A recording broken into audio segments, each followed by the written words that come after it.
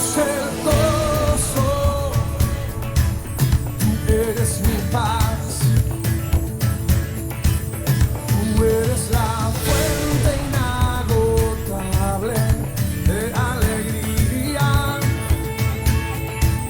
tú eres refugio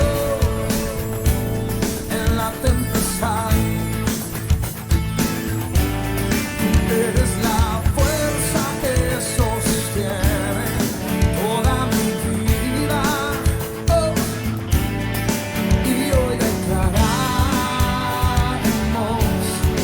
que toda la tierra será llena de tu gloria. Señores, señores, que abres los mares, de toda la creación eres Dios. Tu nombre exaltamos y hoy te adoramos.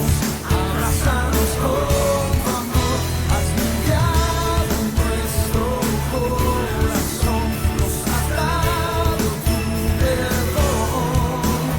Y por eso hoy venimos a rendir toda nuestra adoración. Tú eres el gozo, tú eres mi paz,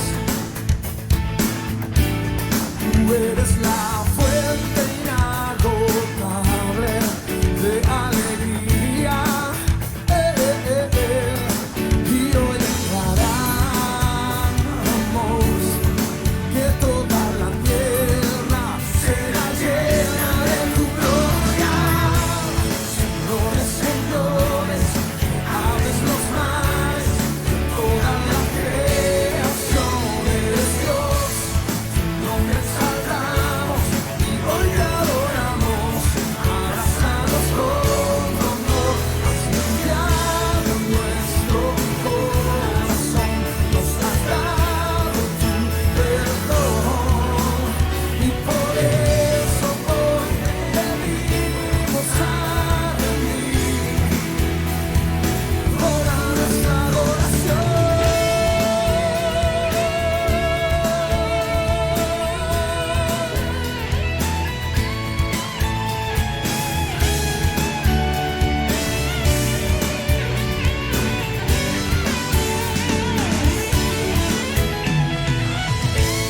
Señores, señores, que abres los mares, de toda la creación eres Dios. Tu nombre exaltamos y hoy te adoramos. Abrazanos con tu amor, has limpiado nuestro corazón, nos has dado tu perdón. Y por eso hoy venimos a rendir toda nuestra adoración.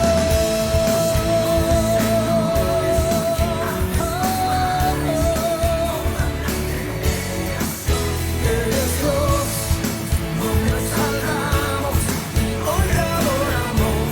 Abrazanos con tu amor, has limpiado nuestro corazón, nos has dado tu perdón.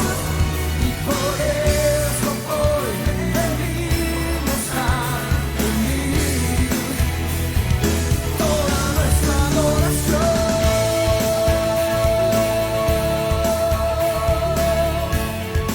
Dale por oración, solo a ti, Señor.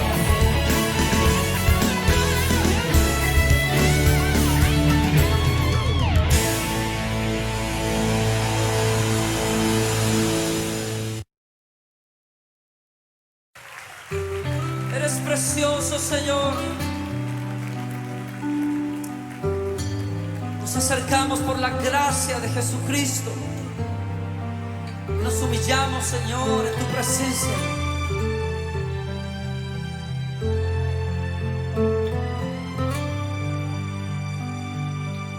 Déjanos, oh Señor, lavar tus pies, besar tus pies, Señor, conocerte. La intimidad de este lugar, Señor.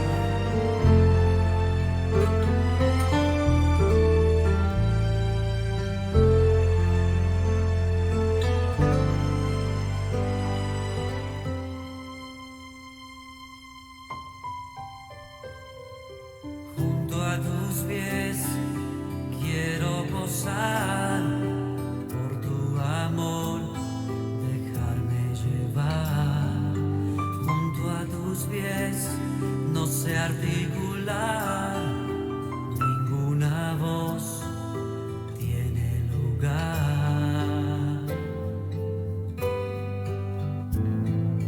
Junto al maestro me quiero sentar, decirle le amo en oración, tocar tu manto, Señor, lavar los pies de mi Dios, saber que mi corona es estar junto a ti, tocar tu manto, Señor, lavar los pies de mi Dios, saber que mi corona es estar junto a ti.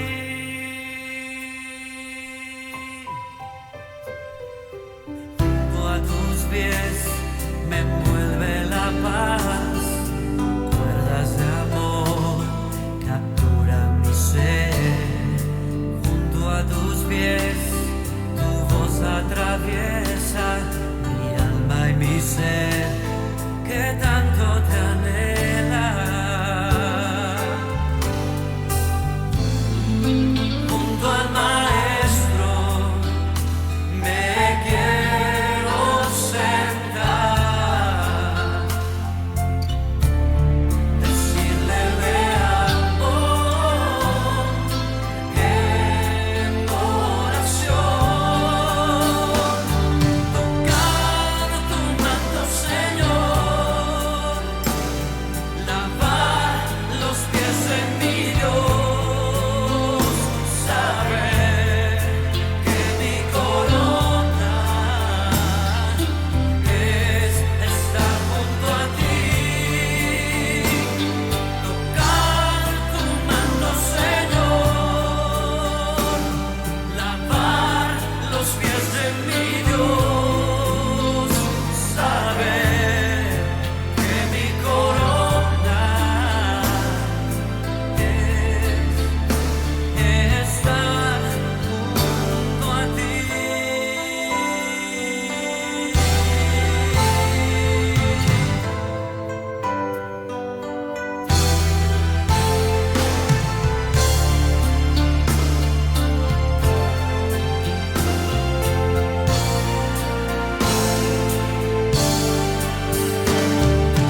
Tocar tu manto, Señor, lavar los pies de mi Dios, saber que mi corona es estar junto a ti, tocar tu manto, Señor, lavar los pies de mi Dios, saber que mi corona es estar junto a ti, saber que mi corona es estar junto a ti.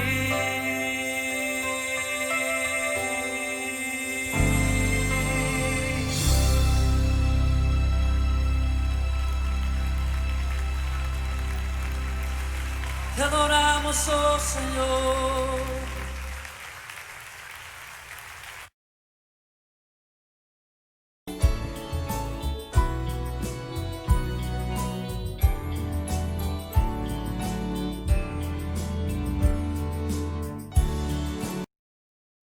¿Qué tal, queridos amigos y queridos hermanos en la fe? Los saludo con mucho gusto. Sean bienvenidos a esta transmisión. Hoy domingo 4 de octubre.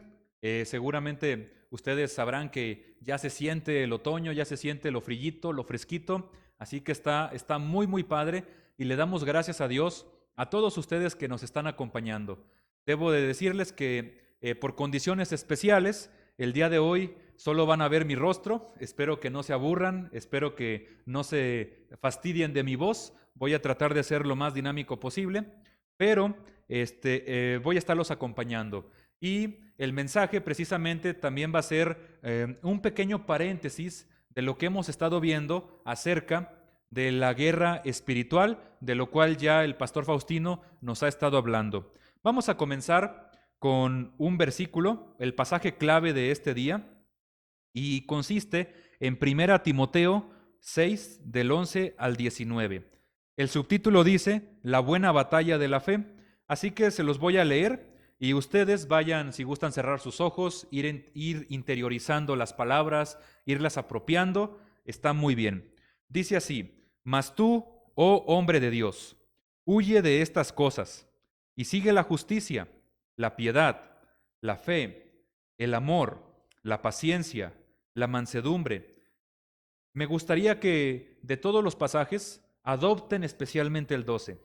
Pelea la buena batalla de la fe, echa mano de la vida eterna, a la cual asimismo fuiste llamado, habiendo hecho la buena profesión delante de muchos testigos. Te mando delante de Dios, que da vida a todas las cosas, y de Jesucristo, que dio testimonio de la buena profesión delante de Poncio Pilato, que guardes el mandamiento sin mácula ni reprensión, hasta la aparición de nuestro Señor Jesucristo, la cual a su tiempo mostrará el bienaventurado y solo soberano Rey de reyes y Señor de señores, el único que tiene inmortalidad, que habita en luz inaccesible, a quien ninguno de los hombres ha visto ni puede ver, al cual sea la honra y el imperio sempiterno. Amén. A los ricos de este siglo manda que no sean altivos, ni pongan la esperanza en las riquezas, las cuales son inciertas, sino en el Dios vivo, que nos da todas las cosas en abundancia para que las disfrutemos, que hagan bien, que sean ricos en buenas obras, dadivosos, generosos, atesorando para sí buen fundamento para lo porvenir, que echen mano de la vida eterna. Como les dije, les pido por favor que tomen en cuenta más que nada el versículo 12. Vamos a hacer una oración para comenzar este servicio. Dios bendito, te damos gracias por este domingo que tú nos permites estar aquí. Nos ponemos en tus manos. Todas las personas que están viendo la transmisión de este culto, te pido que las bendigas, que tú las ayudes, que la palabra que hoy vamos a aprender sea específicamente lo que ellos necesitan escuchar. Y te pedimos que nos llevemos buenas prácticas para la fe cristiana en esta semana. Líbranos de todo peligro, líbranos de todo mal en esta semana. Guárdanos, Padre Santo, y que nos permita sobre todo estar en santidad delante de ti. En el nombre de Jesús. Amén.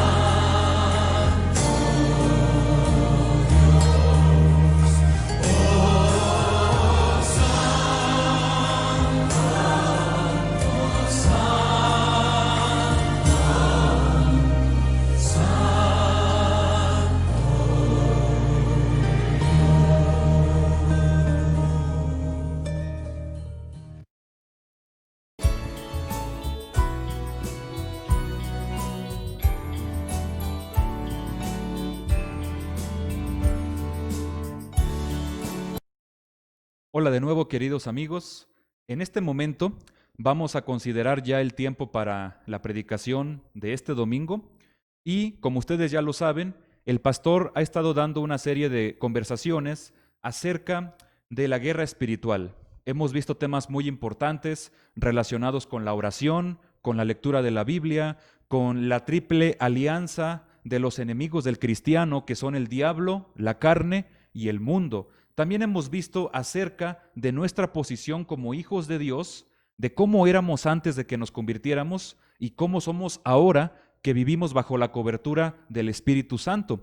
Y esto nos da el poder para poder, valga la redundancia, vencer los dardos del enemigo y poder salir victoriosos en cada batalla espiritual que se nos presente. Son temas muy importantes, muy relevantes, y ahora, como un intermedio o como un paréntesis dentro de esta serie de temas, vamos a analizar algunos de los principios que se nos han estado enseñando, pero comparados con algunas de las principales batallas o acontecimientos relacionados con la historia de las guerras de la humanidad. ¿Por qué vamos a hacer esto? Voy a dar una serie de explicaciones y el tema se titula Guerra terrenal, guerra espiritual. La guerra espiritual precede las guerras terrenales, pero las guerras terrenales nos ayudan a nosotros los humanos a entender la guerra espiritual. Así que ambas se complementan y el día de hoy las vamos a analizar. Como un pequeño paréntesis de esta conversación que tengo con ustedes, quiero decirles que de vez en cuando voy a estar tomando agua de H-E-B y voy a estar consumiendo, si es necesario en mi cuerpo, paletas del Dr. Simi. Espero no necesitarlas, pero espero su comprensión y sus disculpas respecto a estos momentos. Vamos a comenzar ahora sí. La guerra en la historia humana. Tenemos que comprender esto. Unos datos muy importantes. Hasta el final del siglo XX, estamos hablando que desde los inicios del ser humano hasta el final del siglo XX, la guerra ha definido la mayor parte de los cambios fundamentales de las naciones en el mundo. Es decir, los cambios más representativos, no todos quizás, pero sí la mayoría, se han dado después de un periodo de guerra física en la humanidad. ¿Ok? Siguiente punto. La mayor parte de la historia de la humanidad ha estado acompañada de guerras. Por ejemplo, Estados Unidos, el país más poderoso actualmente, con 244 años de existencia, es decir, es un país muy joven, solo ha tenido de 15 a 17 años de paz. Piensen en eso. De 244 años, solamente de 15 y lo más positivo a 17 años. Es una proporción muy, muy pequeña, pero todavía palidece a comparación del mundo. Tan solo tomando 5,000 años de humanidad, solamente han habido 900 años de paz, de tranquilidad, de no conflicto. 18% del tiempo. Quizás 18% para algunos parezca alto, pero si lo comparas con los milenios que hemos vivido, realmente es muy poco tiempo. Ni siquiera logra abarcar el tiempo de 1000 años que duró la Edad Media. Así que la guerra ha estado presente, es endémica en la naturaleza humana. Buena o mala, seamos pacifistas o estemos a favor de ciertos tipos de guerras, nuestra opinión pasa a segundo lado ante el hecho de que la guerra es un acontecimiento endémico de la humanidad, así como la gripa. Está con nosotros y la podemos controlar, la podemos neutralizar en cierto momento, pero tarde o temprano siempre vuelven a resonar los tambores de batalla. ¿Ok? Vamos a la siguiente diapositiva. La guerra, como todo evento humano, es tratado con mucha abundancia en la Biblia. En algunos momentos con más detalle, en otros sencillamente se les dedica un versículo, pero siempre en la Biblia va a estar presente este tema, sobre todo en el Antiguo Testamento, como dice aquí el texto. En el Antiguo Testamento hay más de 85 pasajes o grupos de pasajes que se relacionan directamente con diferentes batallas dejando en cada una de ellas Dios una enseñanza para la vida. Es decir, estos pasajes, algunos de ellos son grupos de capítulos, ¿ok? Para que no piensen que solamente son versículos, se hablan acerca de las batallas, ¿ok? Ustedes han conocido de las principales batallas que relata la Biblia, algunas de ellas se han llevado al cine, otras las comentan con lujo de detalles y emoción en la escuela dominical, y otras no son tan conocidas, pero al final de cuentas están presentes en la Biblia y por alguna razón Dios quiere que las estudiemos y que las tomemos en cuenta. Recuerden que lo que está en la palabra de Dios siempre va a tener una enseñanza moral, siempre va a tener algo de lo cual Dios quiere que practiquemos en nuestra vida diaria. Vamos a al siguiente punto. ¿Qué hay del Nuevo Testamento? Alguien me podrá decir, no hay batallas o guerras en el Nuevo Testamento. De hecho, ahí todo se habla de paz, de amor, de amar a los enemigos. Bueno, vamos a ver qué dice. La Biblia habla de la vida del cristiano como una guerra. Esto nos debe de quedar ya muy claro con las predicaciones pasadas, pero voy a dar un ejemplo. 1 Timoteo 6:12 nos dice, pelea la buena batalla de la fe. No nos está diciendo si quieres pelea la buena batalla o si se te presenta pelea la buena batalla. Nos está dando la orden directa de que luchemos como cristianos. Echemos mano de la vida eterna, a la cual fuimos llamados, habiendo hecho la buena profesión delante de muchos testigos. De todo este verso, solamente quiero que ustedes tengan en cuenta la primera oración. Pelea la buena batalla de la fe. Queridos hermanos, como cristianos, estamos vivos aquí en este planeta. Esperamos en Dios tener muchas décadas más de vida, con buena salud, pero la realidad es que, aunque no nos guste, a mí en lo personal no me gusta, pero tenemos que pelear.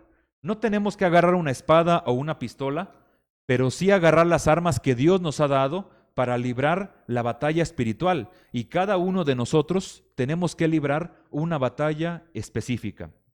Y la Biblia siempre ha sido muy clara respecto a la guerra.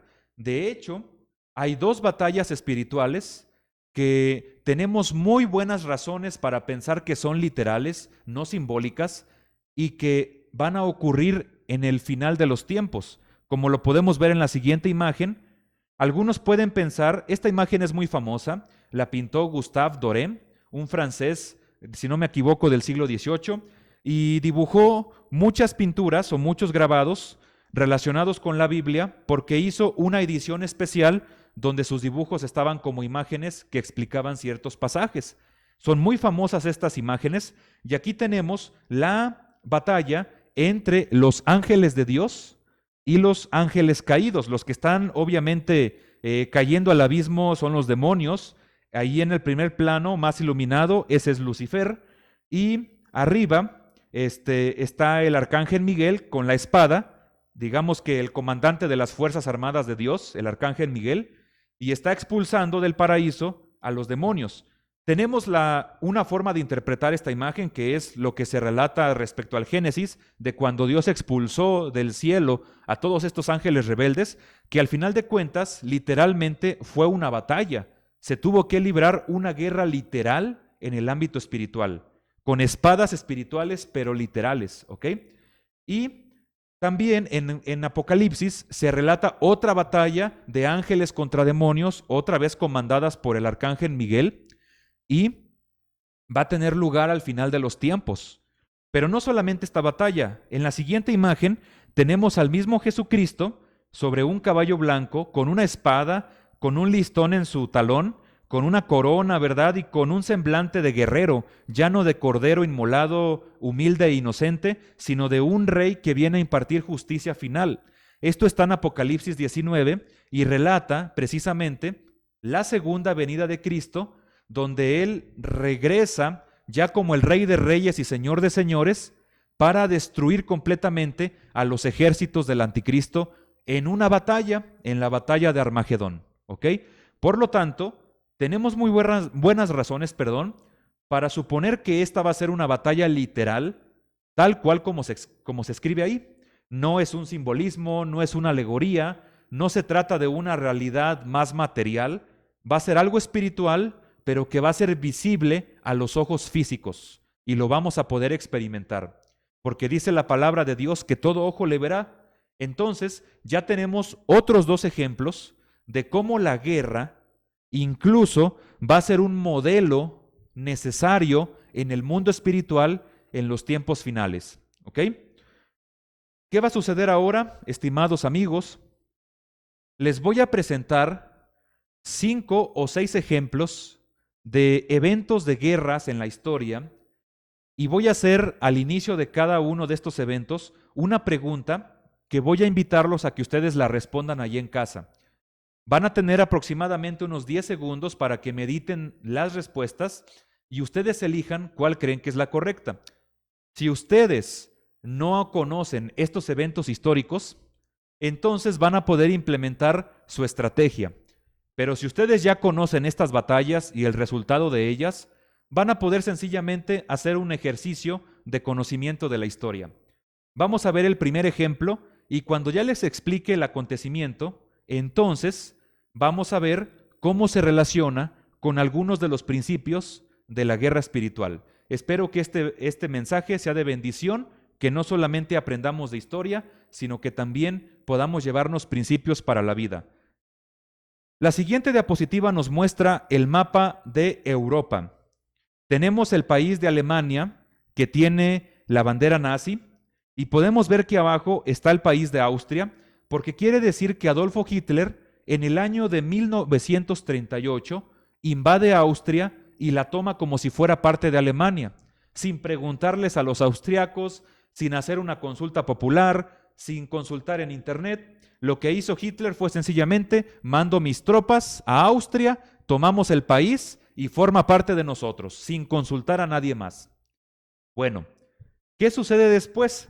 Ese mismo año de 1938, como dice el cuadro café que va a aparecer en su pantalla, Adolfo Hitler, en su afán de control y poder, anexionó a Austria a su territorio, pero no es suficiente para él. Ahora quiere invadir Checoslovaquia. Ahí ustedes la pueden ver en la pantalla y voy a poner las flechas que ahora aparecen, que señalan la región que Hitler quería de Checoslovaquia, la zona más cercana a Alemania. ¿Por qué hace esto Hitler? Su versión oficial es que ahí viven muchos alemanes y bueno, la doctrina de Hitler es Alemania para los alemanes y por lo tanto, si esos eran alemanes, tenían que formar parte del país de Alemania, no de Checoslovaquia. Pero esta acción puede aumentar los temores en Europa de que se aproxime otra guerra. Recuerden que en 1918, es decir, 20 años atrás, había apenas terminado la Primera Guerra Mundial y no querían que se volviera a repetir. Así que todos los esfuerzos en los años 20 y 30 se encaminaron en Europa para evitar otra guerra, pero Hitler de verdad estaba haciendo unos méritos que ya estaban sospechando de él. Así que vamos con el siguiente cuadro. Momento de la decisión ante lo que Hitler está haciendo. Hitler amenaza con invadir lo que ahora es República Checa, ¿ok? Imagínense que ustedes son el primer ministro de Reino Unido, Neville Chamberlain, ¿ok? Ustedes deben de responder ante la amenaza de Hitler de invadir Checoslovaquia. Francia no va a mover un solo dedo si ustedes, Reino Unido, no toman acción. Entonces, espera también la decisión que ustedes tomen. ¿Qué van a hacer? Mediten las 3 respuestas que les voy a presentar en el siguiente cuadro. Inciso A: lanzarle un ultimátum a Hitler bajo la amenaza de comenzar la guerra si Alemania invade Checoslovaquia. Opción B: darle luz verde a Hitler para que invada parte de Checoslovaquia a cambio de que no invada más territorio. Es decir, ok, te dejamos que invadas esta parte, pero nada más. Inciso C: exhortar a Hitler a través de la diplomacia y el diálogo para que cambie de parecer. ¿Cuál opción cree usted que es la correcta? ¿Cómo debería de reaccionar Neville Chamberlain? ¿Qué debemos de hacer? Queremos la paz, pero Hitler no sabemos cuáles son sus intenciones. ¿Podemos convencerlo? ¿Podemos a través del diálogo cambiar el curso de la historia? Medítelo. Le voy a dar 5 segundos. 1, 2, 3, 4, 5. Les voy a presentar la respuesta correcta. Venga de ahí. La respuesta es la B. Si usted pensó en la letra B, esa es la opción que tomó Neville Chamberlain en el año del 38, a través de un evento que se llamó el Pacto de Múnich. Múnich es una ciudad al sur de Alemania. Ahí se encontraron Neville Chamberlain, se encontró también el presidente de Francia, Daladier, se encontró el duque de Italia, el dictador Benito Mussolini, aliado de Hitler, y el Hitler mismo, como lo pueden ver en la imagen. Ahí están los cuatro reunidos. ¿Y qué sucedió en ese pacto? En su afán por no ser tan duros con Hitler y comenzar otra guerra, tanto Inglaterra como Francia accedieron a las demandas de Hitler de invadir Checoslovaquia. Paradójicamente, esto aceleraría el inicio de la Segunda Guerra Mundial, ¿ok? Winston Churchill, quien después sería uno de los primeros ministros más importantes de Reino Unido y de los líderes más famosos del mundo, dijo después de esta decisión: habéis aceptado la humillación para salvar la paz. Conservaréis la humillación, pero tendréis la guerra. Churchill era partidario de no dejarle ningún espacio en blanco a Hitler y de una vez darle un ultimátum, o si no, la guerra. Prepararse otra vez para la violencia, por más indeseada que sea. Alguien podrá decir, ¿pero qué no se supone que la guerra se combate por la paz? ¿Por qué no usar mejor la racionalidad, el diálogo, la lógica? Somos seres humanos. La respuesta es que Hitler no era un ser racional. Hitler era irracional. Con él no se podía negociar. O uno obedecía lo que él decía, o Hitler te hacía la guerra. Hagan de cuenta que Hitler era como el apéndice de una persona.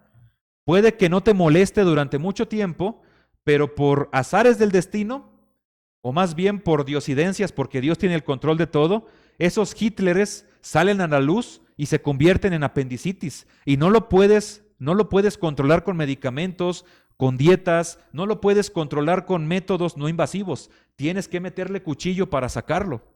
Es lo mismo con Adolfo Hitler. Era un apéndice que en cualquier momento podía dar lata, y si se dejaba pasar, iba a destruir todo lo de a su alrededor, ¿ok? Por eso, el primer ministro de Inglaterra y, por supuesto, el de Francia, erraron al darle más oportunidad a Hitler, porque después invade el resto de Checoslovaquia, y después invade Polonia, y después comienza la Segunda Guerra Mundial, dejando a 60 millones de personas muertas, ¿ok? Así que bueno, tenemos el primer caso bélico. ¿Cómo lo relacionamos con la vida espiritual? Bueno, precisamente con la realidad de la guerra espiritual. Nos guste o no, tenemos que pelear la buena batalla. Cuando vemos una amenaza espiritual, tenemos que luchar. Nos guste o no, nos dé flojera o no, le tengamos miedo o no, necesitamos saber que desde que nacemos estamos en una guerra y no podemos ser neutrales. Les voy a leer lo que dice Neil T. Anderson, dos frases muy interesantes. La primera dice: hay una guerra rugiendo en este mismo momento en el terreno espiritual, con el único Dios altísimo y su ejército por un lado y el adversario, Satanás, por el otro. No hay zonas desmilitarizadas, dice la segunda frase. Es decir, no hay zonas neutrales. O se está de un lado o se está del otro. Y esto no es de nosotros. Esto es porque desde el momento en que nacemos tenemos la naturaleza caída y formamos parte de la familia del diablo. Pero depende de nuestra decisión aceptar estar del lado de Dios, del lado de Jesús. ¿De qué lado queremos estar? ¿Del lado del vencido, que fue derrotado en la cruz? ¿O del lado del vencedor, quien resucitó de los muertos? Y un versículo dice, se los voy a repetir, 1 Timoteo 6:12, pelea la buena batalla de la fe. No trates de negociar con el enemigo, no tratemos de discutir con él, no tratemos de razonar con él. Se trata de implementar las armas que Dios nos dio para que podamos vencerlo. Yo esto se los digo no como alguien que ya venció, se los digo como alguien que también está en la lucha, imperfecto, necesitado de Dios, muchas veces, la mayoría del día, pero que tenemos que tener en cuenta esta realidad. Otro versículo dice, sed sobrios y velad, porque su adversario, el diablo, como león rugiente, anda alrededor buscando a quien devorar. Primera de Pedro 5:8. No podemos razonar con un león. Tenemos que huir de él o, en el peor de los casos, enfrentarlo. Pero no podemos razonar con él. El diablo por eso es como un león. Es un animal, es como un animal que solamente quiere comer y punto. No se puede más. Así que la guerra espiritual existe, así como Hitler existía y sus intenciones de invadir tenían que hacerle frente sí o sí, eventualmente. Nosotros también tenemos que hacerle frente a los enemigos espirituales. Vamos al segundo evento. Tenemos otro mapa. Es el año de 1812. Vean que el mapa señala del lado derecho a Moscú. ¿Ok? Tenemos entonces que en el 1812, el más grande emperador que había existido hasta ese momento, Napoleón Bonaparte, con su Grand Armée, la gran armada o el gran ejército de Napoleón, invadió Rusia. Ya tenía casi todo el continente en sus manos, pero Napoleón, ansioso de territorios y de poder, decide invadir el territorio ruso. Entonces comienza a llevar todo ese ejército y obviamente se encuentran, vean el siguiente dibujo, en la batalla de Borodino. Aquí aparecen primero los cañones y el águila de Napoleón, pero los siguientes cañones muestran el punto exacto donde están ahí los fusiles chocando, que muestran el punto exacto donde sucedió la batalla de Borodino, la batalla más sangrienta para Napoleón, pero también para los rusos. Fue una batalla para los franceses de Napoleón. Napoleón estaba en lo alto de su poder, estaba ebrio de una sensación de que iba a poder obtener todo el mundo, ¿sí? Entonces, como lo muestra el siguiente caballito, Napoleón está comandando a sus fuerzas para llevarlas a tomar Moscú. En el momento en que tomara Moscú, iba a derrotar a los rusos y Rusia iba a formar parte de otro estado francés colonizado más. ¿Ok? Vamos a ver otras variables. Es septiembre de 1812, como lo dice el cuadro café. Napoleón se aproxima a tomar Moscú. Les voy a dar otra variable. El terreno. Es otoño. Es septiembre de 1812. Y el territorio de Rusia, de alrededor, de Moscú, de Borodino, de toda esa zona, consiste en estepas, es decir, llanuras. No hay casi árboles, no hay bosques, ni siquiera casi hay montañas. Son puros matorrales para que ustedes piensen cómo es el terreno. Y en los ejércitos, el ejército francés contaba con 650,000 soldados, mientras que los rusos solo tenían 400,000. Ahora sí viene el momento de la decisión. En el siguiente cuadro. Imagínense que ustedes son el general Mijail Kutuzov, ruso, y después de la batalla de Borodino tienen que poner la retirada. Los rusos se tienen que replegar porque si no van a ser muertos todos. Dejan el camino a Moscú, no porque los rusos quisieran, sino porque era necesario. Dejan el camino a Moscú abierto para Napoleón y sus hombres. ¿Qué decisión tomarán ustedes? Piénsenlo. Inciso A. Evacuar a la población de Moscú, quemar la ciudad y no dejar nada para los franceses. Inciso B. Rendir la ciudad y aceptar la superioridad militar de la Grande Armée de Napoleón. O inciso C. Continuar la lucha mientras llegan refuerzos de Reino Unido, aliado de Rusia. ¿Ustedes qué harían si fueran el general ruso? ¿Se rendirían? ¿Evacuarían la ciudad de Moscú? ¿O lucharían con los hombres que les quedan hasta que llegan los refuerzos de Reino Unido? ¿Qué harían ustedes? La respuesta es la A. Esa es la que tomaron los rusos. Quemaron la ciudad de Moscú. Imagínese usted que de repente los americanos quieren invadir San Luis Potosí, porque San Luis es una ciudad en un punto estratégico en las rutas de México, ¿ok? Ahora imagínense que sabemos que San Luis va a ser invadido. ¿Qué haría? Imagínense que Javier Nava y el presidente de Soledad se ponen de acuerdo para quemar todo lo de San Luis, no dejar ningún edificio de pie, quemar todas las casas, todos los supermercados, todas las tiendas, todas las plazas comerciales, no dejar ningún alimento para los americanos. Esa fue la estrategia que tomaron con Moscú. Llegaron los franceses a Moscú, como lo pueden ver en la imagen, todo en llamas, no encontraron alimento, no encontraron abrigos, no encontraron lugar donde dormir, lo pasaron muy mal los franceses, se debilitaron. Y como vieron que no había absolutamente ningún ruso, obviamente tampoco los líderes, tuvieron que regresarse a Francia. Pero oh sorpresa, como lo vemos en la siguiente diapositiva, los franceses tuvieron que enfrentarse al crudo invierno de Rusia. Imagínense, las estepas, no hay ningún árbol frutal, no hay ninguna cosa que comer en las estepas, solamente nieve y más nieve y más nieve. Comenzaron a debilitarse los franceses, se les acabaron los suministros de comida, tuvieron que matar a sus caballos para poder comer y entonces tuvieron que irse caminando hasta Francia desde Rusia. ¿Cómo ven? Fueron muriéndose lentamente, caían al suelo cubierto de nieve y de viento, muertos o se quedaban congelados, ¿sí? De tal forma que Napoleón regresó humillado a Francia con el 20% de esos 650,000 que se había llevado.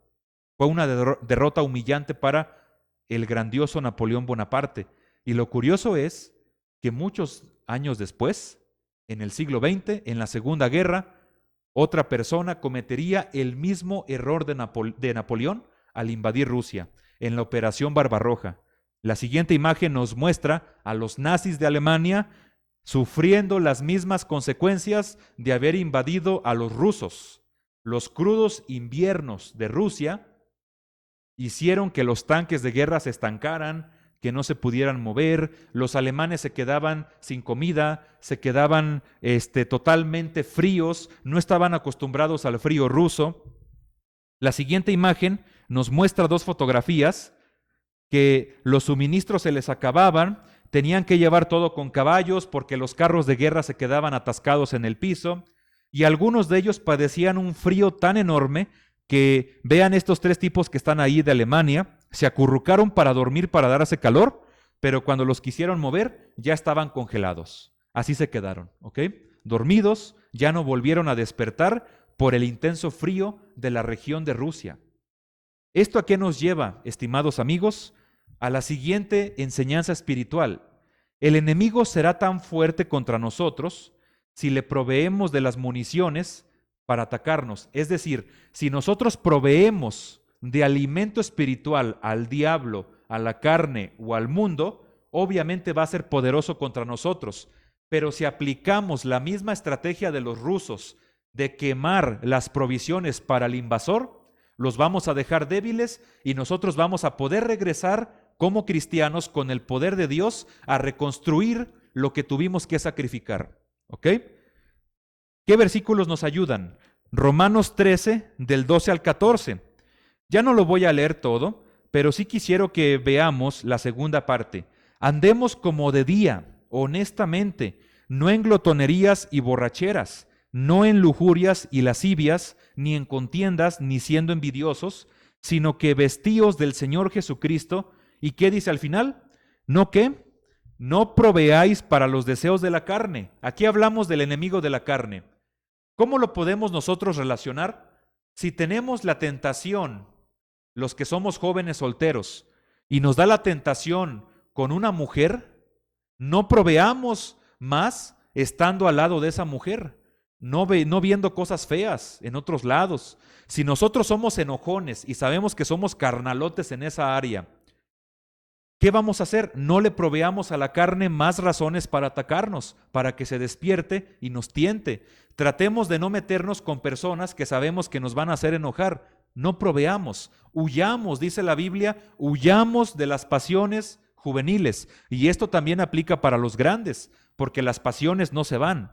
Vamos a ver el siguiente versículo. No nos adaptemos a este mundo, sino transformemos nuestra mente para que verifiquemos cuál es la voluntad de Dios, lo que es bueno, agradable y perfecto. Es decir, si queremos que el mundo no nos engañe con ideologías falsas y destructivas, tenemos a fuerza que proveernos de la verdad, pero no proveerle al mundo de oportunidades para que nos ataque con sus ideas. No leamos libros que sabemos que nos van a hacer mal. No nos vayamos a reuniones donde sabemos que no somos fuertes mentalmente y que podemos salir confundidos. Debemos de saber cuáles son nuestros puntos débiles, nuestras ideas equivocadas y no seguir alimentándolas. Repito, no lo digo como alguien que ya lo alcanzó, lo digo como alguien que también está en la lucha junto con ustedes. Y el último versículo, no permitamos que la ira nos haga cometer pecados, que la noche no nos sorprenda enojados, no le demos oportunidad al diablo para que nos derrote. Es decir, también al diablo necesitamos dejarlo sin provisiones y nos invade nuestra vida. La ira, para que tengamos presente esto, porque muchos de nosotros nos enojamos con facilidad, la ira nos hace proveerle al diablo oportunidades para que sea más fuerte en nuestra vida y nos oprima después. No le demos lugar al diablo, como lo dice la versión 60. Así que, queridos hermanos, pidámosle a Dios que si sabemos que el enemigo nos va a invadir con sus fuerzas, que Él nos provea de lo espiritual, pero que también nosotros dejemos aquellas cosas, aunque nos duela, de aquello que le va a dar al diablo la oportunidad de ser más fuerte que nosotros. Siguiente evento histórico de las guerras. Este es uno que me encanta, viene en la Biblia. Tenemos el mapa de Israel, ¿ok? El punto rojo señala un lugar que se llama Laquis, ¿ok? Laquis. Vamos a ver qué evento estamos teniendo. Es el año 701 a.C. El rey asirio, Sennacherib, invade Laquis, como lo muestran aquí los caballitos de la imagen. Invade Laquis, la sitia y la toma. Incluso dicen que la destruyó hasta los cimientos. Actualmente Laquis no es una ciudad reconstruida, es una zona arqueológica, pero tuvo una historia muy interesante. Y como lo dicen aquí, lo muestran esta imagen de dos espadas. El rey asirio Sennacherib invade Laquis, la toma y la destruye completamente. Tenemos muchos datos para saber que esto sucedió, que la Biblia es verdad en lo que señala. Les quiero mostrar unas imágenes en la siguiente diapositiva. Nos muestran unos relieves que el rey Sennacherib mandó construir en su palacio en la capital del imperio asirio, en Nínive. Esto lo hizo precisamente pues para sentirse chido y que cada vez que pasara por esa sala donde estaban los relieves, él dijera, miren lo que yo conseguí. Invadí Laquis, la tomé y aquí les dejo en este salón toda la historia en imágenes para que todos los que visitaran a Sennacherib pudieran ver su poder y su estrategia militar. No era un tipo humilde Sennacherib, era un emperador arrogante como cualquiera de los demás emperadores de la antigüedad. Actualmente los relieves están en el Museo Británico en Inglaterra. Pero quisiera que me tuvieran un poco de paciencia y que veamos algunos fragmentos de esos relieves para que nos demos cuenta de que son una obra preciosa de arte antiguo, pero también nos muestran el estilo de los sitios a ciudades en la época antigua. Vamos a ver algunos de ellos. En la imagen siguiente vemos que aquí se representa el campamento base de los asirios, desde donde saldrían los soldados para destruir la ciudad de Laquis, que era una ciudad muy fortificada, muy bien defendida, pero al final de cuentas fue destruida. Aquí podemos ver en la primera flecha que los asirios construyeron un camino intermedio en el campamento para fortificar este mismo campamento. La siguiente flecha señala las tiendas de campaña de los asirios y la siguiente flecha señala a un sacerdote o dos, no sé muy bien, no se distingue, a varios sacerdotes llevando a cabo un ritual religioso que les diera favor delante de los israelíes, de los judíos en Laquis, ¿ok? La siguiente imagen nos muestra a unos guerreros asirios. Vean el detalle con el cual fueron esculpidos estos relieves, la vestimenta, la armadura de estos señores, los detalles de la barba están muy bonitos, muy específicos, pero vean que llevan ondas, es decir, los asirios arrojaban enormes piedras con ondas hacia las murallas de Laquis. La siguiente imagen son arqueros que están lanzando sus flechas hacia los guerreros que defendían la ciudad amurallada. Otro tipo de guerreros son los lanceros. Vean que llevan escudos y lanzas que están llevando a cabo en lanzamiento hacia sus enemigos. Vamos a ver la siguiente imagen. Esta nos muestra de una forma más clara el campo de batalla general. Las primeras dos flechas nos señalan las rampas artificiales que los asirios construyeron para poder llegar hasta las murallas de la ciudad de Laquis, ¿ok?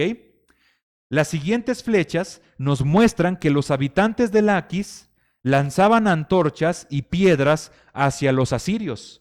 Esas fueron las armas que ellos utilizaban para repeler el ataque de los asirios. Vamos a la siguiente imagen. Esta imagen me encanta porque es bien dinámica. Uno puede sentir el fragor de la batalla y del asedio, y hasta uno puede escuchar los gritos de guerra, puede escuchar los sonidos de las pisadas, las rampas, el crujir de la madera. Vamos a ver. La primera flecha nos señala la muralla de la ciudad de Laquis. Vean que ya fue destruida y los asirios van a poder entrar con facilidad a la ciudad. La siguiente flecha nos muestra un carro de guerra que era de asedio. Vean que tiene hacia adelante como un pico enorme y duro, ¿verdad?, que servía para romper las puertas de la ciudad, las puertas principales. Hagan de cuenta como un ariete, ¿ok? Entonces, esas eran las maquinarias de guerra que utilizaban los asirios, y también vemos que detrás de las maquinarias estaban los arqueros con la siguiente flecha para ahora sí que cubrir a los que atacaban con los arietes. Vamos a ver una imagen más cercana de esta misma foto. Vean que está muy dinámica. ¿Qué sucede? Vemos en la primera flecha una antorcha que está arrojándose desde la muralla queriendo quemar el ariete. Pero ¿qué creen? El guerrero que está dentro del carro lanza agua para ahora sí que suprimir el fuego y que no se quemara el carro de guerra. ¿Ok? Vean cómo pensaban en todos los asirios. Vamos a la siguiente imagen. Vemos en una torre a un defensor de la ciudad, a varios defensores. La primera flecha señala a un arquero y los que están atrás de él, la siguiente flecha, señala a guerreros que están lanzando piedras también. Alrededor de la torre, vean todas las antorchas, vean todas las piedras que están lanzando los defensores de la ciudad. Continuamos. Al final de cuentas, los asirios lograron derrotar a los judíos. La imagen que podemos ver en la siguiente diapositiva son 3 prisioneros de guerra empalados, es decir, hacían picas de madera y así los sentaban sobre ese pico filoso y los empalaban. Era una muerte muy tortuosa. Pero ¿qué otras formas? La siguiente foto muestra a soldados asirios llevando en desfile a prisioneros de guerra ante el emperador Sennacherib, dispuestos a ser ya ejecutados. Y la tercera imagen nos muestra ya a unos prisioneros de guerra ya siendo dispuestos a ser decapitados. Pero continuamos, todavía hay más. La siguiente diapositiva nos muestra en la parte de en medio que los habitantes de la ciudad tuvieron que ser deportados y salieron de su ciudad ya destruida y quemada, ya todos tristes. Podemos ver el semblante triste y resignado de los habitantes llevando sobre sus hombros sus pertenencias personales. La siguiente imagen podemos ver una familia que está siendo deportada por los asirios. Vean que llevan sus vacas, llevan su carreta, en medio los niños sentados, están siendo ya evacuados de la ciudad. Y la última imagen, otra familia más que también lleva sus pertenencias a través de un camello. Vean la tristeza, la resignación en los rostros de estas personas. Y por último, la siguiente imagen, podemos ver ya al emperador sentado sobre un trono, ya totalmente, ¿cómo decirlo? Siendo entretenido por sus siervos. Detrás de él se encuentra su tienda de campaña. Y vean que hay un cuadro, como lo señala la flecha, en donde está una inscripción con escritura cuneiforme. ¿Qué dice esta escritura? Se las voy a poner. Sennacherib, rey del mundo, soberano de Asiria, se sentó sobre un trono Nimedú y pasó revista al saqueo de Laquis. De alguna forma, de todas las ciudades que conquistó Sennacherib, esta fue la que más le enorgulleció. Y bueno, vamos a ver qué sigue. El siguiente mapa. después de conquistar Laquis, ¿a dónde creen que ahora él quería ir? A la joya de la corona, a Jerusalén, como lo podemos ver en la flecha que desde el sur hasta el norte Sennacherib quiere conquistar. ¿Ok? ¿Qué va a suceder? ¿Conquistará Jerusalén? ¿La destruirá y la humillará como humilló a Laquis? Vamos a ver las opciones. ¿Ok? ¿Qué va a suceder? Sennacherib, como lo dice el siguiente cuadro amarillo, ahora desea sitiar Jerusalén. Usted es el rey Ezequías, y aunque ha pagado los tributos al rey asirio, aún así él lo va a invadir. ¿Qué va a hacer usted? Inciso A. Esperar a que lleguen las divisiones egipcias que le prometió el faraón desde el sur. Tomarán a los asirios por sorpresa en la retaguardia. Inciso B. El ejército de Jerusalén es más numeroso. Hijos de Israel, a la carga. O inciso C. Consultar a Dios a través del profeta Isaías por dirección y protección. ¿Qué va a escoger usted si usted fuera el rey Ezequías? Vamos a ver la respuesta correcta. Es la C. Eso fue lo que hizo Ezequías. Derrota de los asirios. Lo podemos ver en Segunda de Reyes, pero también lo podemos ver en Crónicas y lo podemos ver en el libro de Isaías. ¿Cómo fue que pasó? El Rabsaces, o intérprete del rey Sennacherib, como lo dice el cuadro, amenazó a Jerusalén con blasfemias a Dios, negando su poder y burlándose del liderazgo de Ezequías. Si ustedes leen el pasaje, se van a dar cuenta de todas las palabras que el Rabsaces dijo en contra de Dios. Lo humilló al pueblo de Jerusalén, humilló al rey, pero también quiso humillar a Dios. ¿Qué hizo Ezequías? Consultó a Dios a través del profeta Isaías para que lo guiaran sobre la situación. Se rasgó sus vestidos junto con sus consejeros y le pidieron ayuda a Ezequías para que consultara a Jehová a favor de ellos. Vamos a ver la siguiente diapositiva. ¿Qué dice Segunda de Reyes? Aquí viene lo que Dios hizo. Cristo, o más bien Dios Padre, mandó una mortandad en el campamento de los asirios y mató a 185,000. Después, cuando los judíos vieron el resultado, el siguiente día vieron que todos estaban muertos y por alguna razón Dios no permitió que Sennacherib muriera precisamente para que viera todo lo que Dios podía hacer en su contra. Si Sennacherib, a través de sus Rabsaces, humilló y se burló de Dios delante del pueblo de Israel, Dios, sin siquiera haber levantado una sola espada, sin haber lanzado una sola flecha desde el muro de Jerusalén, destruyó a los asirios. Dios hizo todo el trabajo. ¿Sí? ¿Qué pasó con Sennacherib? Regresó humillado a Nínive, pasó el tiempo y mientras él adoraba a un dios pagano en su palacio, sus dos hijos, su propia sangre, lo apuñalaron y lo mataron.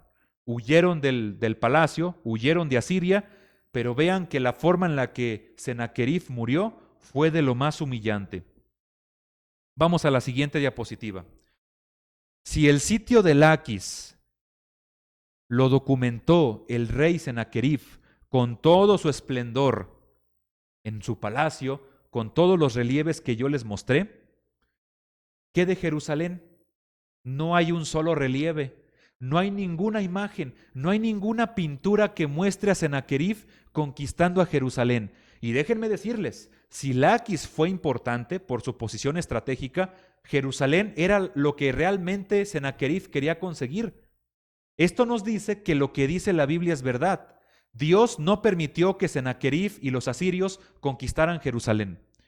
¿Y cómo sabemos que fue cierto? Porque no hay ningún registro en la historia que hable acerca de esto. Si Sennacherib hubiera conquistado Jerusalén, muy seguramente habría dedicado una porción más grande de su palacio para mostrar precisamente dicha conquista. Estoy completamente seguro, pero no la hay. De hecho, siglos después, el gran historiador Heródoto de Grecia dejó constancia de que esa batalla, ese sitio de Jerusalén por parte de Sennacherib y de los asirios, se resolvió a partir de un milagro. Eso fue lo que dijo el historiador Heródoto.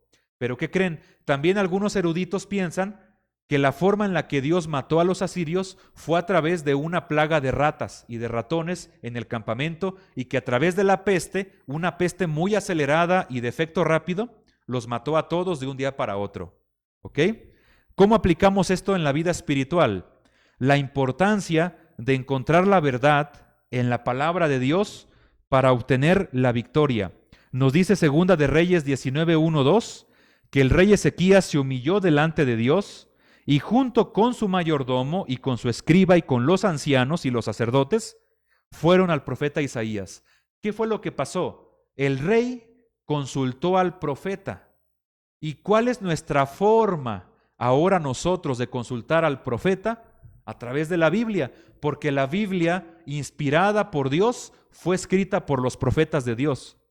Nosotros necesitamos ir a la palabra para poder contrarrestar las mentiras del enemigo. El enemigo es como ese Rabsaces que comenzó a decir puras mentiras en contra de Dios para que la gente se las creyera y que se pasaran del bando de los asirios, que hubiera un levantamiento del pueblo en contra de Ezequías y que dijeran: entregamos la ciudad a los asirios para que no nos maten, nos volvemos tributarios de ellos. Eso quería lograr el Rabsaces, eso quería lograr Sennacherib, pero fueron con Isaías e Isaías les dijo la verdad, que el Dios de Israel, el Dios de Judá, es el Dios todopoderoso, y fíjense, facilito, los humilló a todos con la muerte. El siguiente versículo habla del Salmo 119, 41, 45, ¿y qué dice la palabra? Venga a mí tu misericordia, oh Jehová, tu salvación. Me adelanto un poco. Y daré por respuesta a mi avergonzador, que en tu palabra he confiado. Ezequías confió en la palabra de Dios a través de Isaías. Nosotros podemos confiar en la palabra de Dios. Cuando nos venga un argumento del diablo, podemos confiar en que la palabra nos va a sustentar y a sacar adelante. No nos sentimos suficiente delante de Dios, vayamos a la Biblia para ver lo contrario. Pecamos grandemente, pero nos arrepentimos y tratamos de mejorar, pero aún así el diablo nos está atacando con culpa. Vayamos a la palabra para que sepamos que somos perdonados y que Dios nos está restaurando. ¿Ok? Estamos tan influenciados por el ateísmo, por el humanismo, por todas estas ideas contrarias. Vayamos a la palabra para saber lo que Dios dice. A veces es más fácil decirlo que practicarlo, pero esta es la única forma de poder tener victoria. Hermanos, creo que ya me estoy tardando. Me quedan 2 historias más. Espero que vayan conmigo en este momento y que me tengan un poco de paciencia. Voy a tratar de ser un poco más rápido. Vamos a la siguiente historia. El siguiente mapa nos muestra el territorio de Inglaterra al norte, de Francia al sur, en mayo de 1940. Bueno, ¿qué está sucediendo?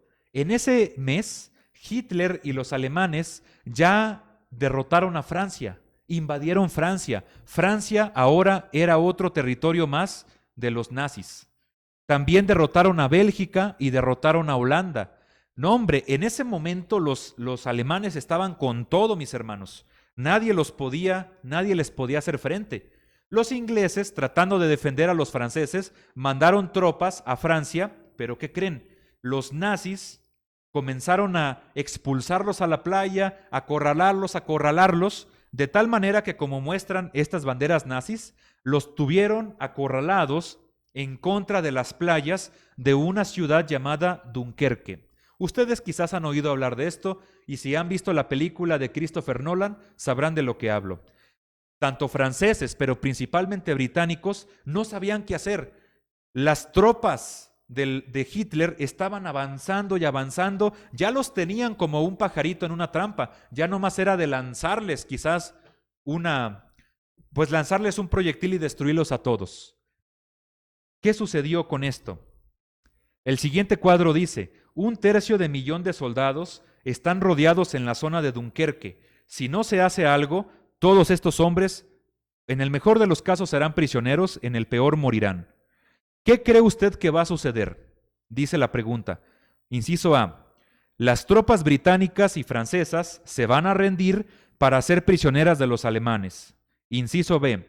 El gobierno británico correrá el riesgo y ordenará una evacuación de Dunkerque sin precedentes. Inciso C. Las tropas americanas llegarán una semana después para reforzar a los aliados europeos contra Alemania. ¿Qué va a suceder? ¿Usted qué piensa? La respuesta es la B. Se le llamó Operación Dinamo y se le conoce coloquialmente como el milagro de Dunkerque. ¿Qué sucedió? Vamos a explicarlo en fotografías. Aquí vemos la primera imagen de los soldados en las playas de Dunkerque haciendo fila para ser evacuados. El ministro británico Winston Churchill comenzó a sospechar que si no evacuaban a todos esos cientos de miles de soldados, iba a ocurrir una masacre, porque los alemanes ya los tenían rodeados. Estaban avanzando y por poquito, ¿verdad? Ya estaban a poco de alcanzar las playas. Aparte de eso, llegaba la Fuerza Aérea Alemana y llegaban, ¡pum!, lanzándoles proyectiles y matando a cientos o a decenas de soldados. Así que Churchill pidió que se evacuaran a todos estos hombres, aunque el riesgo era muy elevado. ¿Qué sucedió después? La siguiente foto. Barcos de guerra fueron y comenzaron a subir a los soldados en la playa, pero ¿qué creen? Al momento de cruzar el canal, los aviones alemanes los interceptaban y los bombardeaban, y varios de estos barcos de guerra enormes se hundieron, matando a un montón de las personas que estaban ahí y otros con dificultad siendo rescatados. No era una solución viable, se tenía que tomar otra cosa. La siguiente imagen. Viendo la situación tan desesperada, la gente comenzó a preocuparse. Y entonces, el día 23 de mayo de 1940, el rey de Inglaterra, Jorge VI, convocó a toda la nación de Reino Unido a que se unieran el 26, que era domingo 26 de mayo, a un día nacional de oración. La gente comenzó a adoptar en su corazón una actitud de humildad hacia Dios, ¿verdad? Reconociendo que Él era el único que podía salvarlos de esta situación insalvable. No había forma de poder lograr más que con la ayuda de Dios, lo reconocieron. Y podemos ver aquí en la imagen una enorme fila de ingleses queriendo entrar a una iglesia en ese día de oración para poder participar en ese evento espiritual.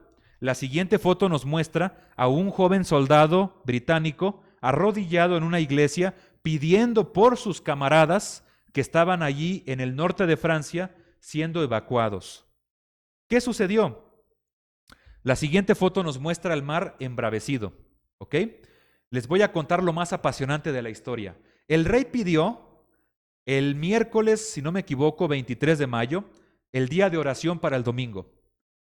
Al día siguiente, 24, todavía no comenzaban a orar los británicos a favor de sus soldados, cuando ese día, jueves, los nazis que ya les mostré, que estaban rodeando las playas de Dunkerque, de repente, todavía los historiadores no pueden explicárselo, ni tampoco los generales de Hitler lo criticaron mucho por esa decisión, pero Hitler mismo ordenó que las tropas se detuvieran y que se quedaran ahí nomás, estancadas.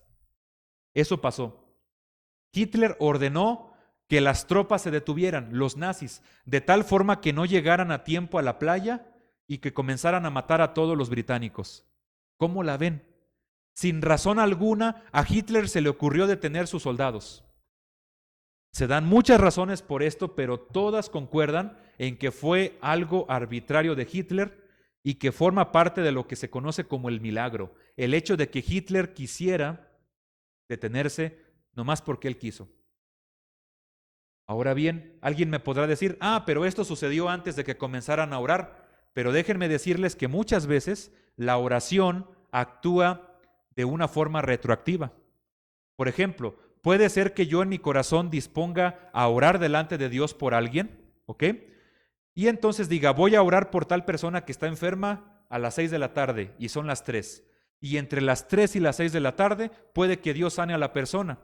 Porque muchas veces con la actitud del corazón del cristiano, muchas veces Dios actúa ya. Como dice la palabra, Dios sabe lo que le vamos a pedir.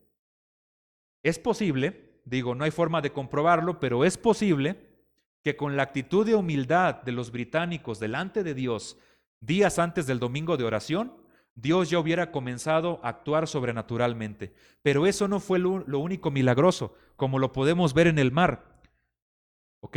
Después del día de oración, el mar en el canal que divide Inglaterra y Francia comenzó a volverse muy bravo, de tal forma que los aviones alemanes no pudieran sobrevolar y bombardear a los barcos que querían evacuar a los soldados, tanto ingleses como franceses.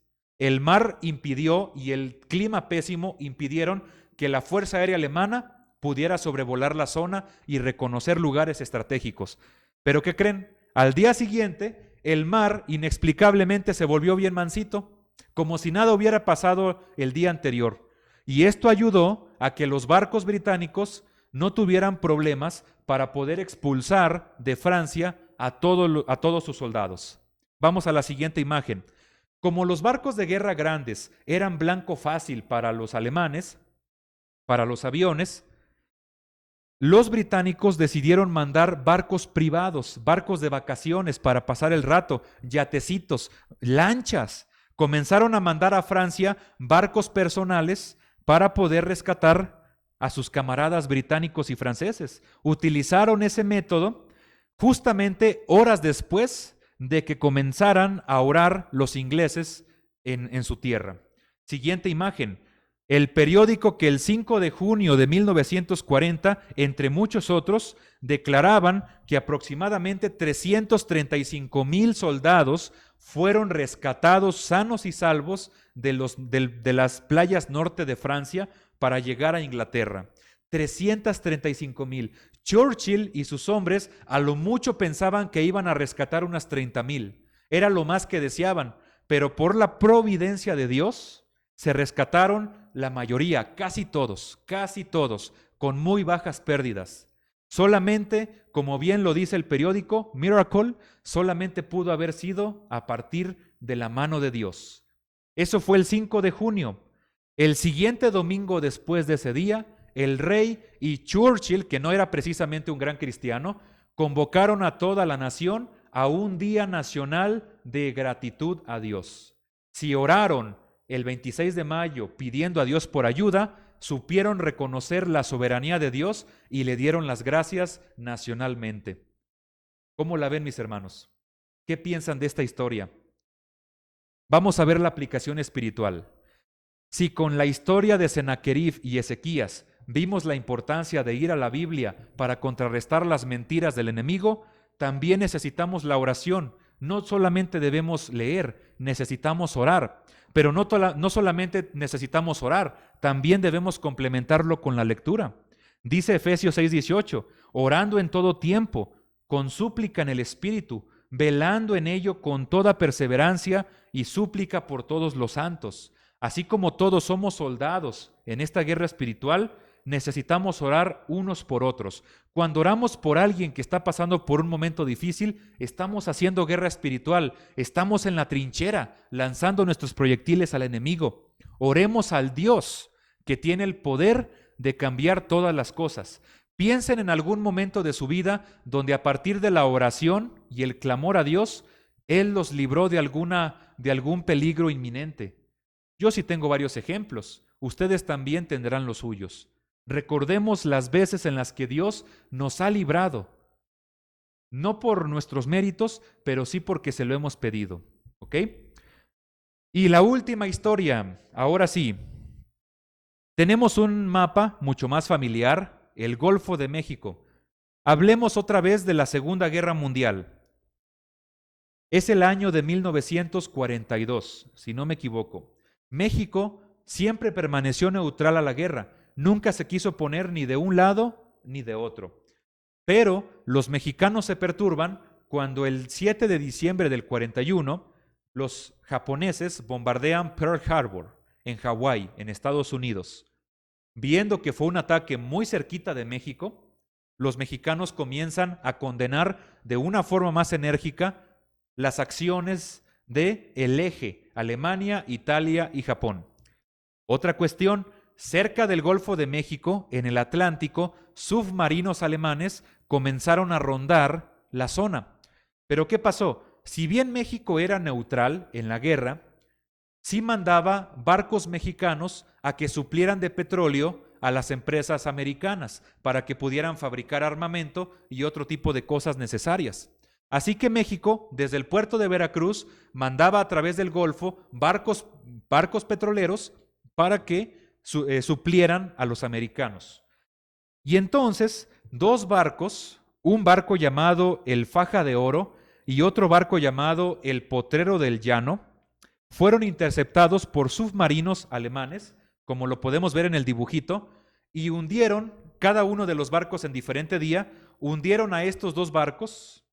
Y entonces, cuando se enteran los mexicanos, comienza una sensación de condenar lo que el Eje estaba haciendo. Alemania había atacado directamente a personas mexicanas y se tenía que dar una respuesta. Y como lo podemos ver en el cuadro amarillo, imaginen que son el presidente Manuel Ávila Camacho y saben que los alemanes, lo que ellos hicieron, es una agresión que no puede ignorarse. Pero también saben ustedes que gran parte del pueblo mexicano, aunque no lo crean, era pro-nazi. Estaban a favor de los nazis, porque todavía en el 42 no conocían los campos de concentración y de muerte en contra de los judíos. Eso los alemanes lo tenían muy escondido. Entonces, y a la vez, por toda la historia que ha tenido México con Estados Unidos, los niños héroes, la invasión, que nos quitaron Texas, que nos quitaron California, los mexicanos desconfiaban de Estados Unidos. ¿Qué decisión se tiene que tomar? Inciso A, declararle la guerra al Eje directamente, meterse a la guerra. Inciso B, permanecer neutrales pero condenar los actos de Alemania. O inciso C, permitir que los americanos construyan bases aéreas en México. ¿Cuál opción tomarían ustedes si fueran el presidente? Vamos a ver qué hizo. La respuesta es la A. México entró a la Segunda Guerra Mundial. Y vamos a ver algunas imágenes. Aquí tenemos a un grupo de mexicanos que se están manifestando a favor de que México entre en la guerra. Ya no querían ser neutrales, querían participar directamente. Vamos a ver otra imagen. Comenzó a circular propaganda a favor de que México entre a la guerra. Como lo podemos ver aquí, un joven enarbolando la bandera, atrás el barco petrolero Faja de Oro siendo bombardeado por los alemanes y el grito de guerra haciendo referencia al himno nacional. Otra propaganda, aquí podemos ver una en Estados Unidos donde dice que americanos todos luchamos por la victoria. El sombrero de charro, pero también el sombrero del tío Sam americano.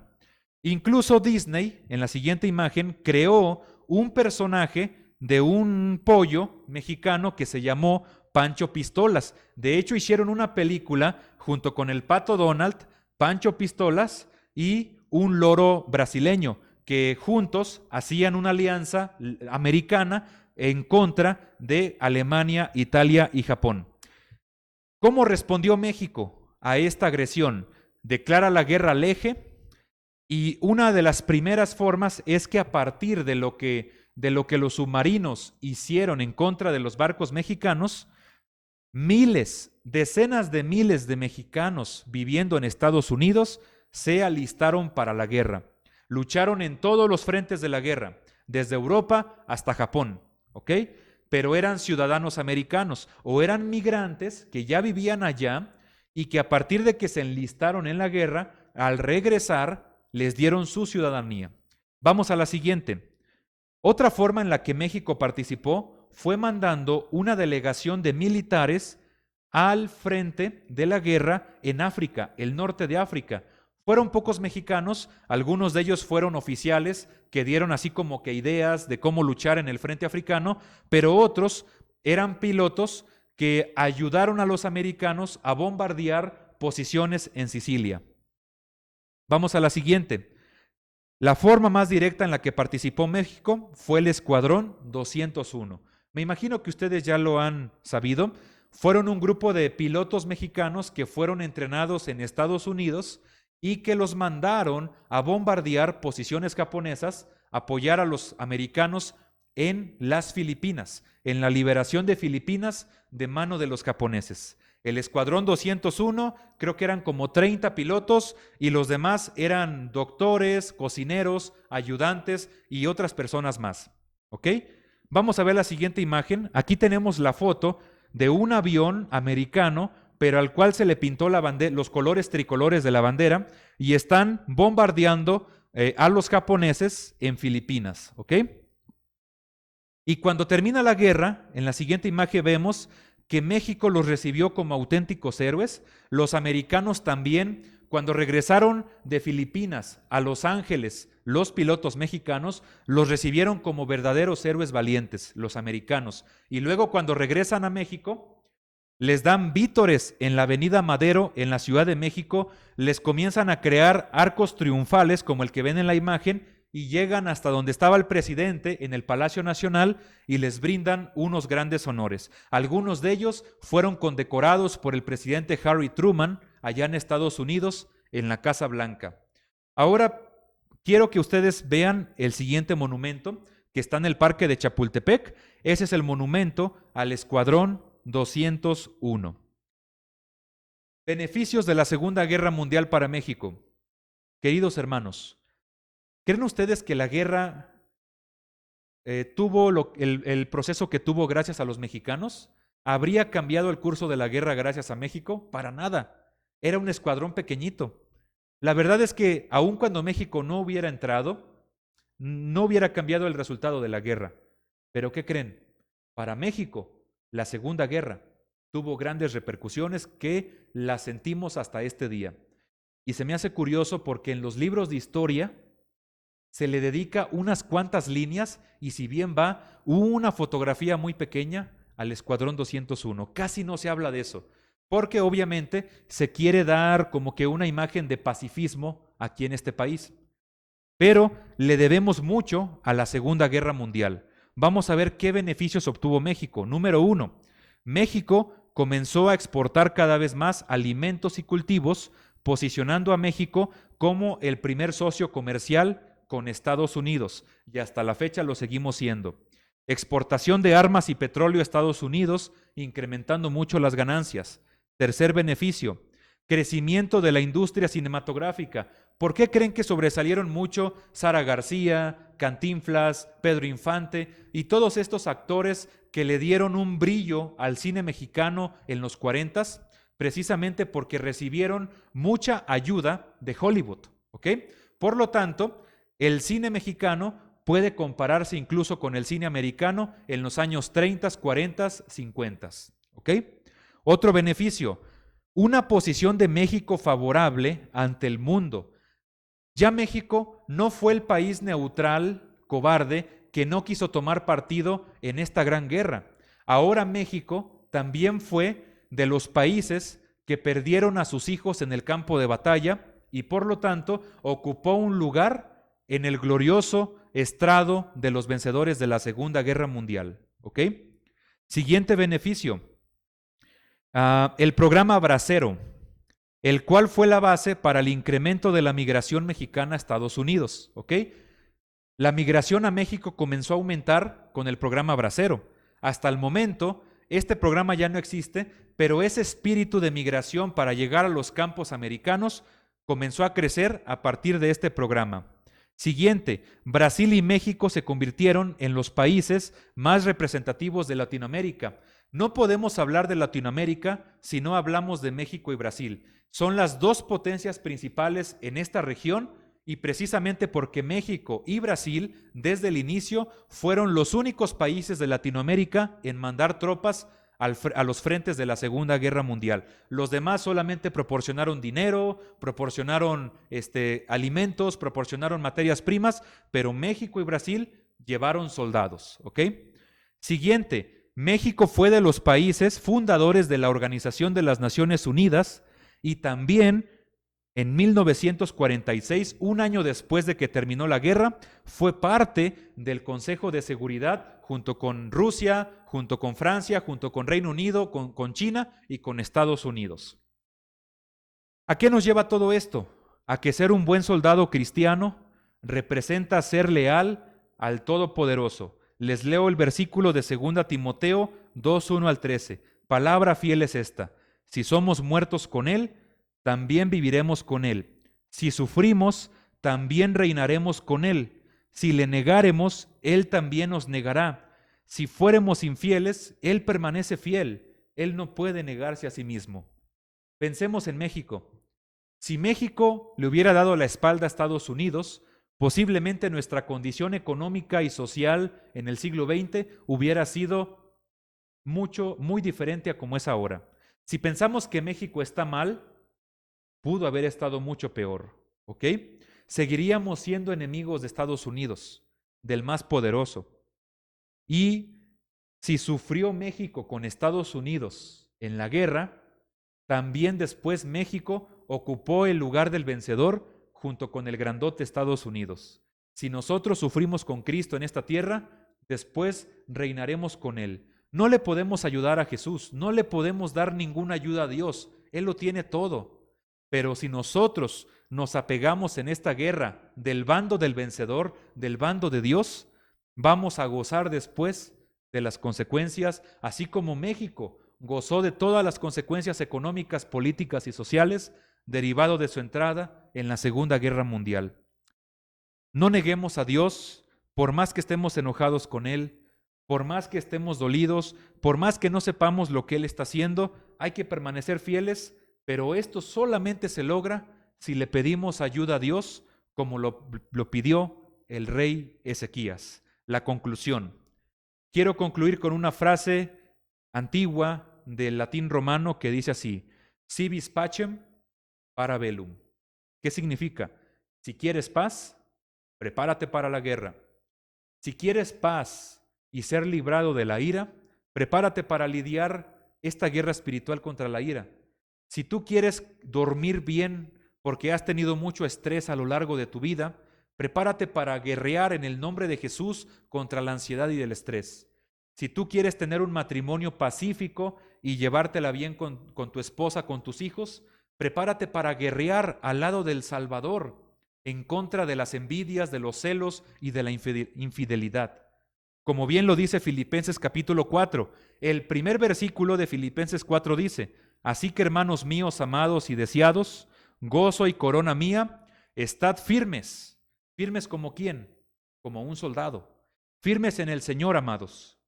Y uno de los últimos versículos dice: y la paz de Dios, que sobrepasa todo entendimiento, guardará vuestros corazones y vuestros pensamientos en Cristo Jesús. Recuérdenlo, recordémoslo. Hacer la guerra no representa específicamente algo dramático. Sencillamente significa: Dios, ayúdame, tengo malos pensamientos en este momento, ayúdame, pelea por mí. ¿Y saben qué? Al final Dios pelea por nosotros, como lo dijo Moisés: Jehová peleará por vosotros y vosotros estaréis tranquilos. Pero necesitamos reconocer que necesitamos pelear la buena batalla y dejárselo todo al Señor. Hermanos, vamos a pedirle a Dios que nos ayude respecto a esto y que nos ayude a entender que la guerra espiritual es real y que tenemos que pelear. Necesitamos pelear. Nosotros tenemos la culpa. ¿Para qué nacemos? El hecho de nacer nos lleva a que tenemos que pelear junto a Dios la buena batalla. Amado Padre, en este momento te damos gracias por tu palabra. Te pido perdón, Señor, si este sermón fue muy largo y quizás para mis hermanos fue tedioso, pero, Señor, te pido que el mensaje sea muy bien interiorizado y que nosotros, Padre, tanto como un servidor, como todos los que estamos aquí en esta iglesia, podamos reconocer que de ti es la guerra, pero también de ti es la victoria. Y así como México se alió con Estados Unidos, permítenos aliarnos contigo, que eres el Todopoderoso, y poder, Señor, llevar a cabo la buena batalla. Ayúdanos a consultar tu palabra, así como Ezequías consultó al profeta. Ayúdanos a orar en todo momento, así como el pueblo de Inglaterra reconoció tu soberanía en ese momento de gran crisis. Ayúdanos, Padre, a no proveer para los deseos de la carne, ni para el diablo, ni para el mundo, así como los rusos quemaron todas las provisiones para que los franceses no tuvieran con qué hacerse más poderosos. Y ayúdanos a entender que la guerra es real y que nosotros necesitamos luchar. Y ayúdanos a no cometer el error de Francia y de Inglaterra en contra de Hitler, que lo dejaron pasar. Ayúdanos, Padre, a entender que muchas veces la paz puede ser engañosa y que necesitamos luchar, Señor. Ayúdanos a recordar siempre que nosotros estamos en guerra contra el enemigo, contra la carne, contra el mundo, no contra las personas de carne y hueso. Ayúdanos, Padre, porque esta guerra es fiera, es intensa. Ayúdanos a tener fe, ayúdanos a tener pasión, ayúdanos a no desapegarnos de ti y te pido que en todo momento tú nos guíes. En el nombre de Jesús, amén.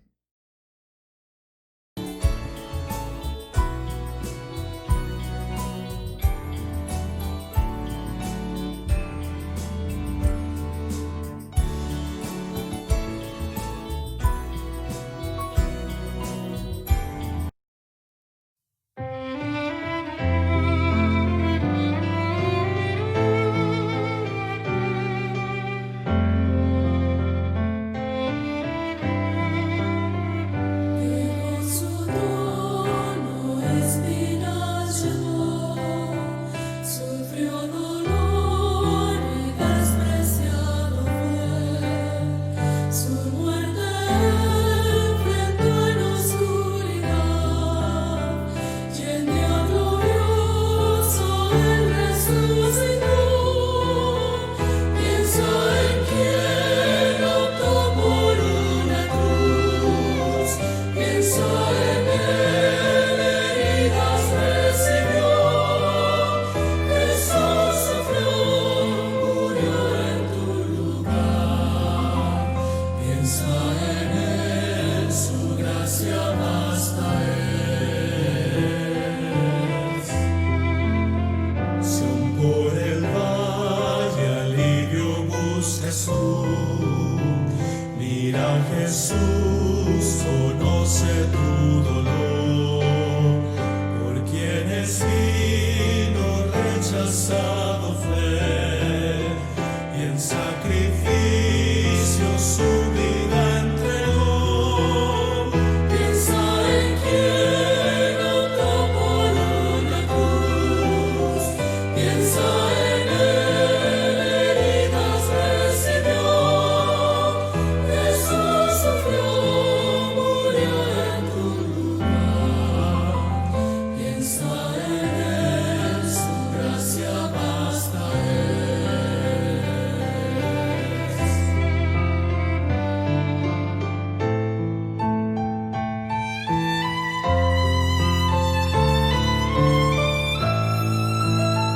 Si anhelas ser como Cristo Jesús, toma tu cruz y el mundo deja atrás. Tu vida entera hoy rinde a Jesús, Cordero que obró la redención. Piensa en quien optó por una cruz. Piensa en él, heridas recibió. Jesús sufrió, murió en tu lugar. Piensa en él, su gracia basta es. Piensa en quien optó por una cruz. Piensa en él, heridas recibió. Jesús sufrió, murió en tu lugar. Piensa en él, su gracia basta es. Piensa en él, su gracia basta es.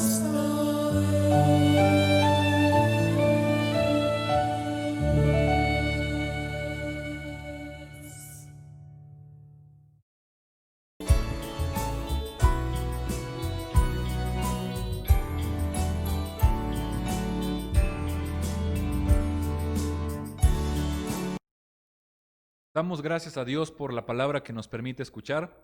Gracias por haber permanecido con nosotros hasta este momento. Y ahora vamos a dar los anuncios correspondientes a esta semana, los cuales me imagino que ya los han escuchado. El primer anuncio consiste en ayuna, ora y estudia.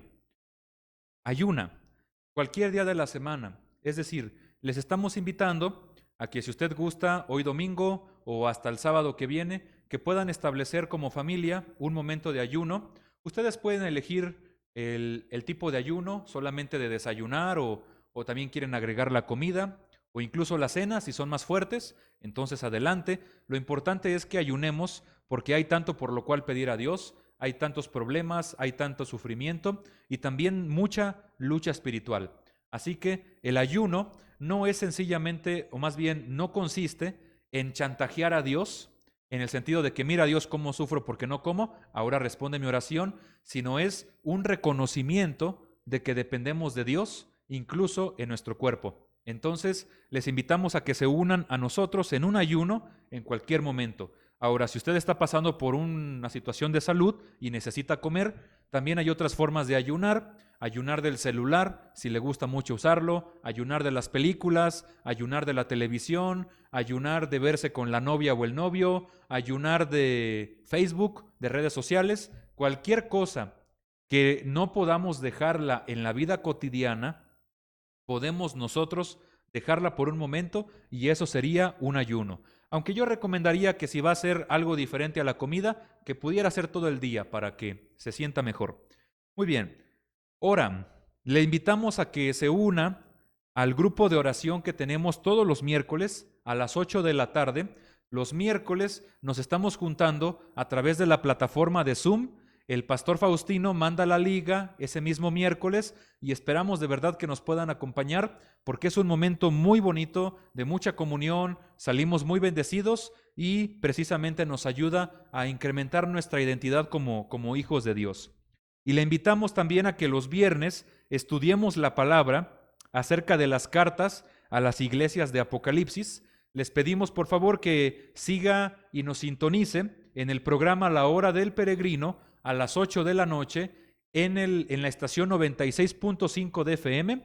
Nos puede también consultar en la página de Facebook de la Iglesia Evangélica Los Peregrinos SLP. A las 8 de la noche se dan los estudios y también miembros de la iglesia opinan y también dan sus intervenciones. Es muy interesante y muy edificante. Y también quisiera decirles que, como estamos en semáforo naranja, se permite que tengamos nuestras reuniones presenciales todos los domingos, solamente con algunas salvedades. Recuerden que si usted se anima de pasar de la transmisión en internet a pasar ya a venir con nosotros, hay que venir a las 11:30 para que puedan acomodarse, a las 12 comenzar el servicio y precisamente se pide que sea a lo máximo una capacidad del 25%, es decir, que a lo mucho haya 2 personas en las bancas en el templo y que estén bien separadas. Si usted quiere venir el domingo siguiente aquí de forma presencial, recuerde traer su cubrebocas, no quitárselo por ningún motivo, porque es una regla del gobierno y es requisito para estar dentro del templo. Así que vamos a seguir abriendo. Esperemos en Dios que no nos regresen a semáforo rojo, porque tendríamos otra vez que cancelar las reuniones en el templo, pero esperemos que ya podamos bajar a semáforo amarillo, pero depende de nosotros, cuidémonos mucho. Si no es necesario, de verdad, no hay que andar en reuniones concurridas. Si vamos a salir, siempre tengamos el cubrebocas y de preferencia una careta también. Se reduce considerablemente la posibilidad de contagio con cubrebocas y careta.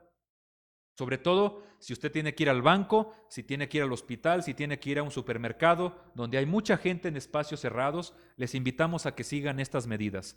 Porque también, bueno, el gobierno nos va a abrir otra vez las puertas de nuestra vida cotidiana anterior, siempre y cuando también nosotros colaboremos. Gracias a Dios, se puede ver que está una ligera disminución de la pandemia, pero necesitamos seguirla bajando.